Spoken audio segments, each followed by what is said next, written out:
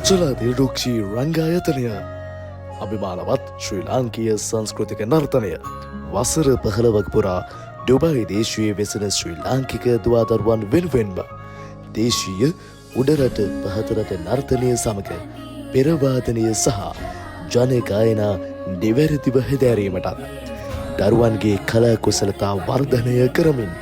යහපත් නිර්මාණශීලී පුරවැසියන් නිර්මාණය කරන වස් ඩුබයි දේශීය දරුවන් වෙනුවෙන්ම පවත්වනු ලබන